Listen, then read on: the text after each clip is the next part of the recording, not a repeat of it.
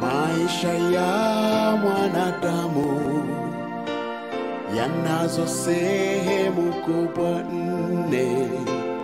Kuna kuzaliwa na kufa, pia kupata na kukosa. Maisha yetu ni mafupi, kufananishwa na kivuli.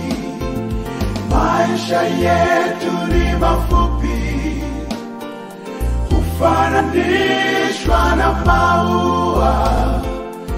Uchipua hupendeza, leo yapo kesho huyaoni.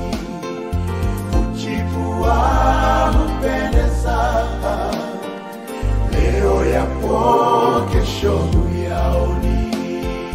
Maisha yetu ni mafupi, kufananishwa na kivuli.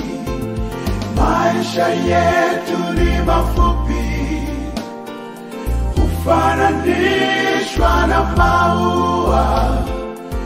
Uchipua hupendeza, leo yapo kesho